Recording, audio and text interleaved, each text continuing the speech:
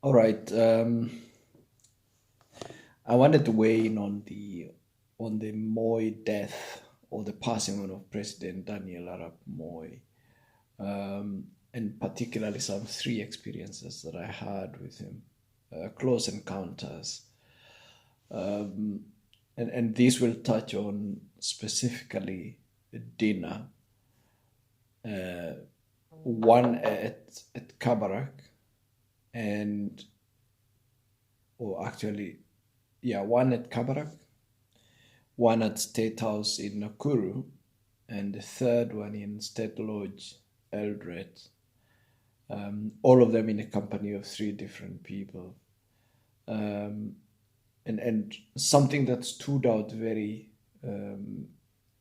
prominently from the Moi dining table was that it was a big dining event. It was a very interactive encounter. He never ate alone. He would eat in a company of so many people. And dinner was more or less transactional. It was never a very quiet and silent chewing away of very delicious food. It was a very raucous, if you like, very noisy. Sometimes interrupted by Moi, either with very lengthy and absent-minded laughter or interjections of some funny comment or something that looked very mirthful to him. And I had these three occasions in a company of three different people. The first one, which really stuck in my mind and still is to me one of the best times, was a meal that we had at around 3 p.m., which was too early for supper and too late for lunch. Um, and what I understood later to have been a normal routine for the old man.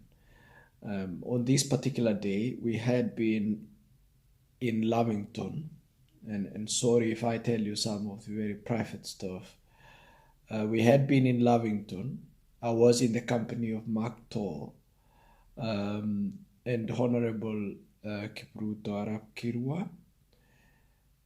And while in Lavington in Nairobi, Mark, who was a very close confidant of Moi, and one of the few people that I knew that never sought an appointment at State House, but he just drove through. He was in constant touch with the president, discussing something around how to tame the opposition revolts. That was shortly after the election in 1997, 98, I think, when the Raila-led okay, so that was before. So there was NDP, and then there was Ford Kenya of Kijana Wamalwa, and Raila was leading NDP. And at that time, what happened is, I remember the conversations we had at Lavington were around how to bolster the government side in order to stem the tide of rebellion in the country and reduce animosity to allow Moi run through his second term without undue stress and attrition in the country. And Mark was a typical fixer. So what he did on that day was something that is a masterstroke of genius, if you like. We were just seated there. I was watching tennis with Michael. I was watching tennis with Michael Wamalwa, and Mark kept running to his bedroom, and he was leaving us there with Kipruto Arap Kirwa and Kijana Wamalwa and myself. I was a student leader at the university those days, or something like that. I can't remember exactly what it was that was happening. Must have been either 97 or 92, but I think it was 97. Anyway, I recount it and then we see whether that adds up. So the Mark kept running to his bedroom and then he would come back and say, yeah, number one is almost ready. Number one is Moi. Number one is almost ready. He's going to talk to us in a short while and then we will get instructions. So apparently Moi was in Nairobi and then he was going to go down to Nakuru on his way to Kabarak.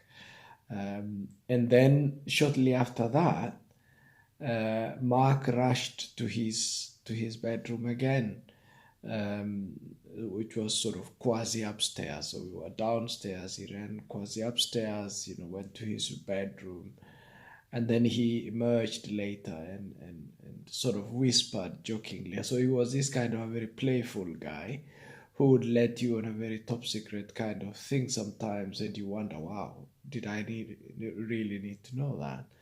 And then he said, hey, you know what? Raila and Job Omino are here. And I was like, oh, really? Said, yeah, they were here. I connected them. They spoke to Mzee on the phone. And just like that, to cut a long story short, just like that, the encounter between Raila and Job Omino and Mark on the other side, and the facilitation to speak to Mzee Moi on the phone led to Job Omino being the deputy speaker in the country, in the National Assembly, and NDP merging or working with KANU those days, because the common enemy for NDP, or rather NDP's enemy, was Michael Wamalwa, and Wamalwa at that time was supporting George Kapkorios to run for the deputy speaker's post. And Mark was playing them. He didn't let any of them know, but Mark was actually promising Wamalwa that he would assist him to mobilize the KANU folks to vote for George Kapkorios, while at the same time signing off Job Omino, to be the deputy speaker. And then I remember we casually spoke about it, and I just gave a perspective as a young, student those days. I was like, well, I think Omino makes a lot of sense because the Luos are more united. They would bring numbers, and if you bring George Kapkorios, the Maragoli will say, well, he's a Bukusu and they don't care about him and they can go on their way. All these other Luya division is not something that you would want to be, you really cannot cash on it. Yeah? And finally, Mark saw that, and it was a joking kind of thing. And then he said, well, Omino is the man. So what he did then is he had Raila and Omino speak to Moi in his bedroom, and then the two went away. They didn't know that Wamalwa was with us in the room. And then shortly after that, we went with Wamalwa, Kapkorios, and Mark Thor to State Lodge Nakuru. And I remember that Wamalwa was actually driving his Range Rover, a very polished guy. Kapkorios with his Pajero, and I went with Mark in his Land Rover Discovery, some green Land Rover Discovery. So I was with him in his car. We went to see Moi at State House Nakuru, and I think we arrived around about 3 p.m. We found the former PC, now late PC, Nicholas Mberia. He was there. And then, Moi. So Moi was this kind of very huge guy. So he shook your hand like, oh, and you really felt it. The hand was really grabbing you very, very strong, and you felt it. And he wasn't wearing his, very official stuff at that time. He was already wearing his kitenge shirt, and he sat at a corner somewhere there. And then he was like, oh, what will you guys eat? What will you people eat? We have eaten everything now here. And then Mark was very restless. Oh, Mzee, you look very hungry. I'm not sure you've eaten anything. And Moy was just laughing. Mark, you're very funny. How do you know I have not eaten? Mark had a way of cracking Moy. This is something that a lot of people don't know. But Mark had a way of cracking Moy. And Wamalwa sat next to Moy. So there was a small table between the two of them. And we sat on the opposite side, far away from them. And then they brought in boiled maize. They brought in some ribs of goat ribs, barbecued or something like that. Really very delicious, deliciously made, semi-dry but well done. So we ate, and then Moy was eating, and you could hear him chewing, and people were talking. So, like I said, a typical Moy dinner or lunch was never a quiet thing. People were just talking, and after that, I had. At that time, my brother was still a student in India, and he was going through a lot of difficult financial time. So, to be honest with you, Moy is a very incredible guy, absolutely generous to a fault. I think that's something I have to admit was very rare about him. And then we all came around. So he said, "Oh, matagula nini sasa, namnei." And I think just not to embarrass, but Amalu asked for whatever he wanted to get. I know what he asked for. It had something to do with farming. One of his brothers in the US was visiting as well. He was there with us, actually. And he was going back to the US. He needed to be blessed. You know what I mean. And I also said, oh, you know what, Muse, my brother is in India. He's going through a lot of financial problems. If you don't mind, you could give me a boost. My mother is widowed, and I'm struggling to help him study. And actually, Moi gave me 50,000 Kenya shillings cash. He was going to give me 5,000 for my pocket money, but when I mentioned to my brother, he gave me 50,000 right there. And then we went away, and I managed to send that money to my brother in India to help him with his upkeep those days. I actually even called my brother. I spoke to my brother while I was at Mark's house. I called Daniel in India. I think we spoke for about 2 hours. So, Mark was the vice chairman of Laundry East Africa. He used to have all these international telephone connections, stuff like this. And it was a free for all when you are at his home. You could make calls. He didn't care. It was company paid, so to speak.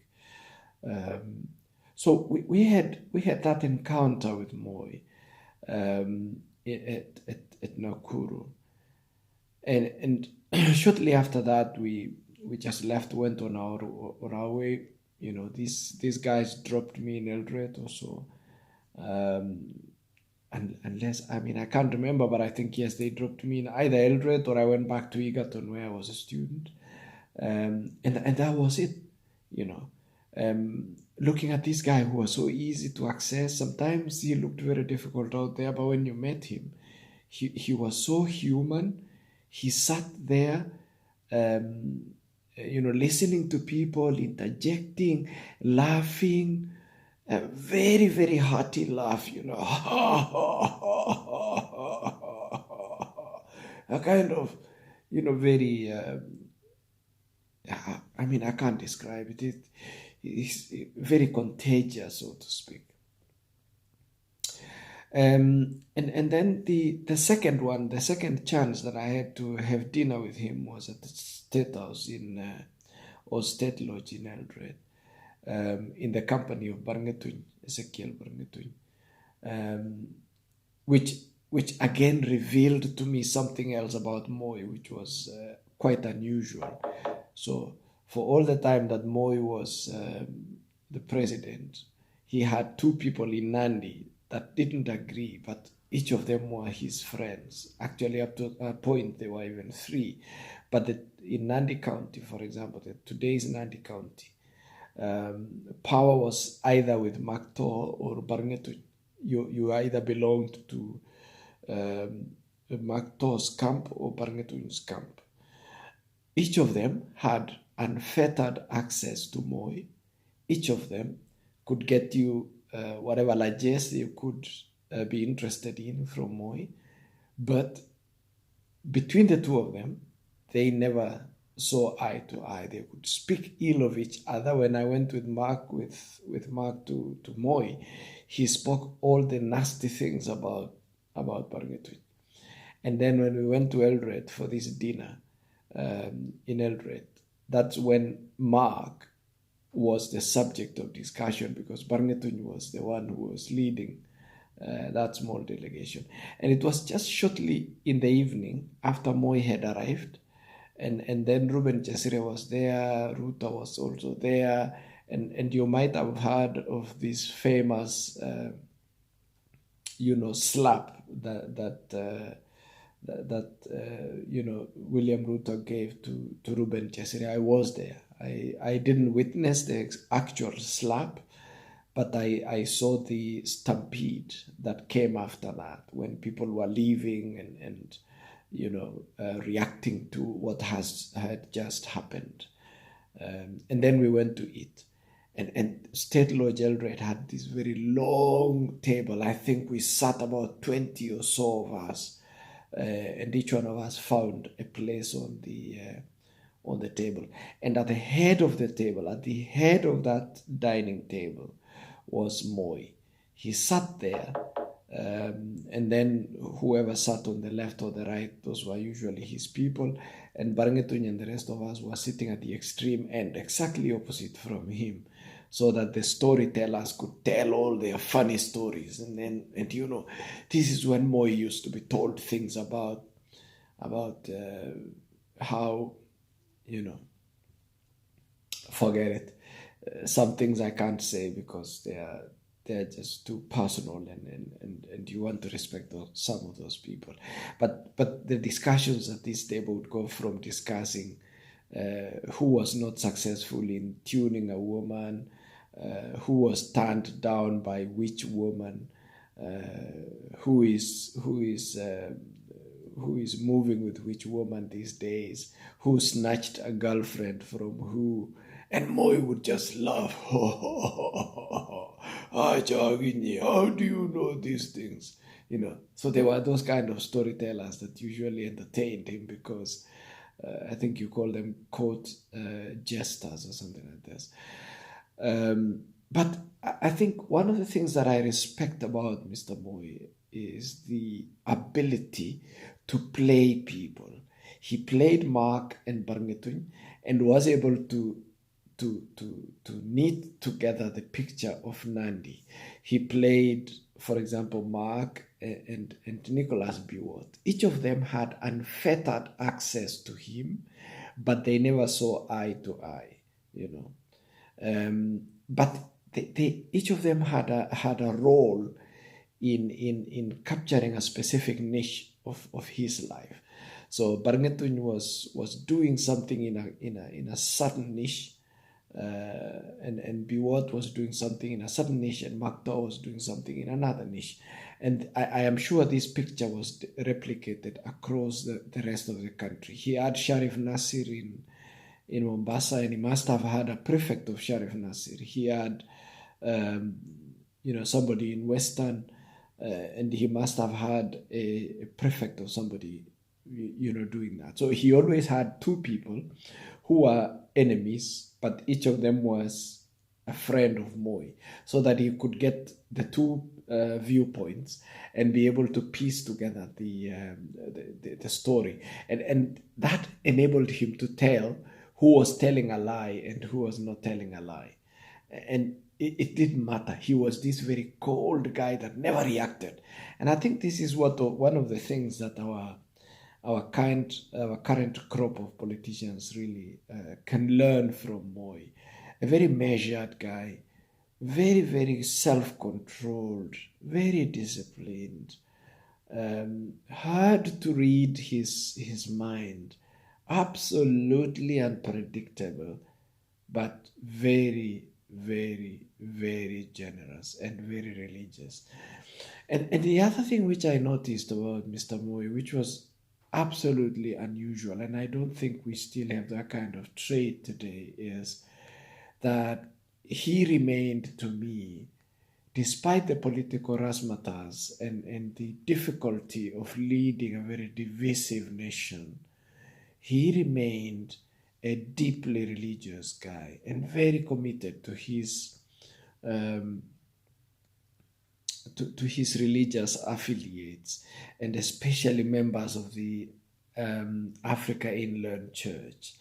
And he had a lot of loyal Africa Inland Church members in Nandi, and was in Gishu, that didn't relate with him by virtue of anything else. They had no connection with him through education. They had no connection with him through wealth. They had no connection with him through politics.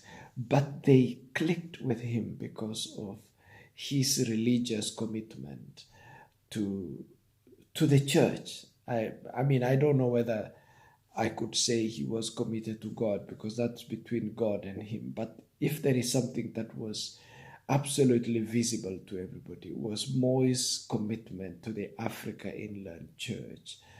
And to him, fidelity to the church meant investing in the church. It meant constructing churches. It meant supporting pastors and the clergy. And there are hundreds of people that I know from Nandi, was in Gishu, Baringo, Kericho, etc., that received immense amounts of money to go for further studies from Mr. Moi. Either he bought them tickets or bought tickets for their families, or he paid their fees or something like this. And then there is this thing about Tanzania. He loved the Tanzania AIC church. And I bet you on Wednesday during his funeral service in Kenya next week, and comment on this if you will notice that is the truth or not, there will be a sizable number of priests and AIC ministers from Tanzania. I bet even one of them will likely preach at his funeral, either in Nairobi or at Kabarak, because that is what Moi is. He was an absolute AIC adherent, very, very committed to that denomination. And he loved those people. He built churches, he sponsored them, he bought land, he did anything that was doable to ensure that the church remained at the center of whatever he was doing. So you find in Ukambani, for example, he used to have the chaplain of Kabarak High School was a guy from Ukambani, and then he became the chaplain of Kabarak University those days. He has a very, very long-standing history and absolute respect among the Kamba people, and that is coming out of the AIC Church, and all other interactions were determined more or less by the church. And so, as we mourn as a country, I am bitter because there are things that Moi didn't do or things that he did, but I think from the human side, I look at it and I say, you know what, this guy was human, and I mean, he had his thing. He had a charisma. He had a style, very well cut suits, absolutely well kept, immaculately polished shoes, and he had a very strong grip and a stare. He would look at you, and even if he doesn't say anything, you just melt because of the stare, It was cold, long, and fixed. And man, That guy, I really don't know whether to say Moi was an orator, but one of the things that I think he had in his voice was authority. You know, he never spoke with soprano like Jackson Gabor. He never spoke with this shrill voice. He knew how to control his voice, the volume and everything.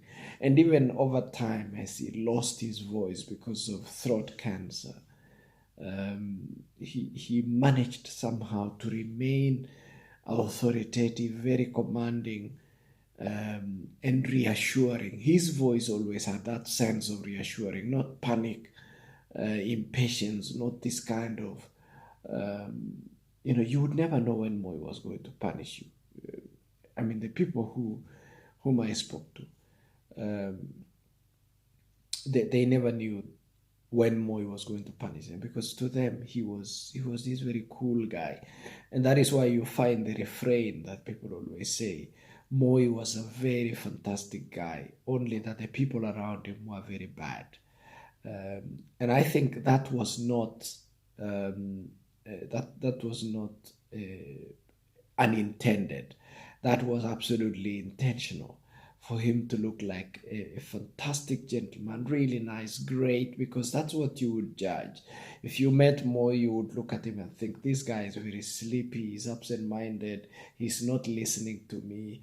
That's what we also, when we went for those dinners and had those encounters with him, that he would be listening to you. Sometimes he's just dozing off, and then he answers something that you said that's either he thinks is not true, or by way of correcting that, he would just interject, and you are like, what? I thought this guy was gone. So he was actually listening. So I think when you think about Moy, you think about that kind of a personality, a very strong guy in his beliefs, a very strict person. He kept to his routines. His diets were always the same. I mean, it doesn't matter. We ate in Nakuru, we ate in Eldoret, we ate at Kabarak. There would always be boiled maize. There would always be isojot.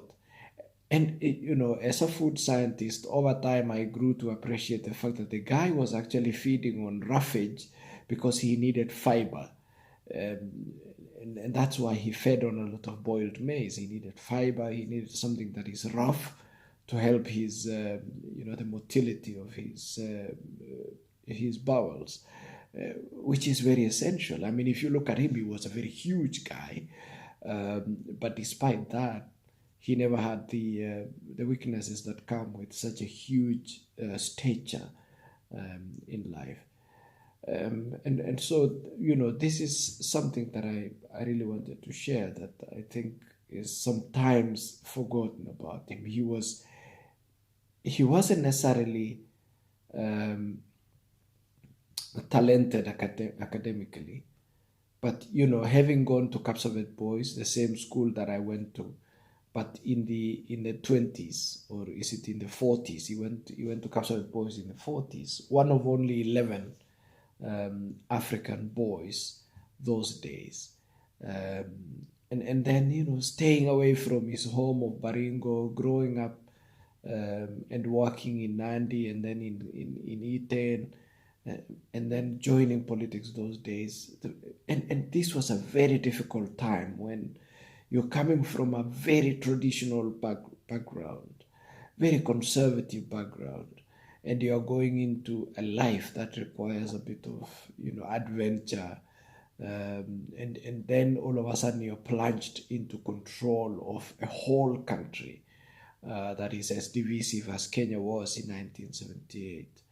That was not something that would be easy to handle. So he had his own weaknesses, absolutely many. He had his own strengths, absolutely many, in equal measure. And I think the few times that I interacted with him, I had a sense of somebody who was really focused. He never gave anything to chance. And was Moi very intelligent? No, he wasn't.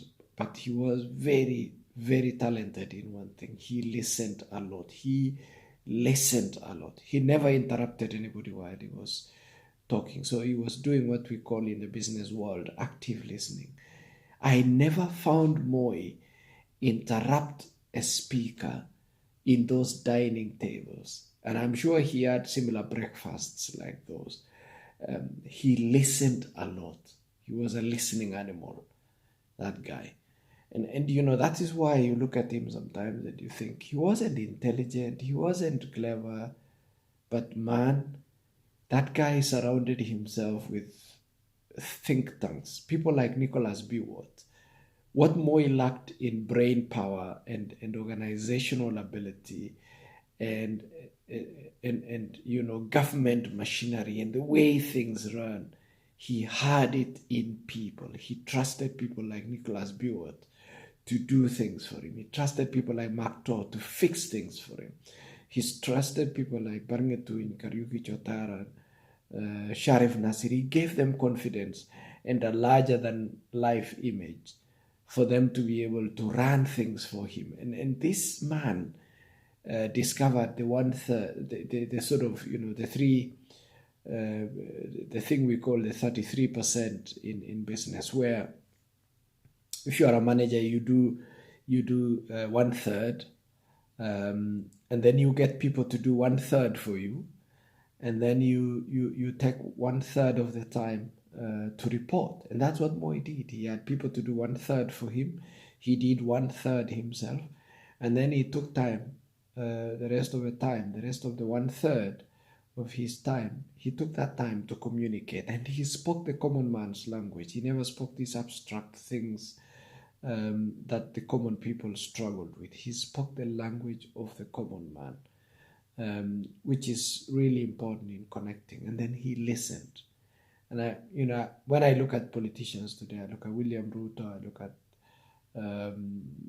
all those people who want to become politicians. If there's some lesson you need to learn from Moi, just look stupid sometimes. Don't look too clever. Look stupid. Allow people to think that they can control you because they think they are smarter than you. Just allow them to have that false hope or false belief that they are smarter than you. And then surround yourself with brilliant guys. Allow people who are more brilliant than you to run your agenda, because it is evident, it's self-evident. We never are good in everything. Thank you very much.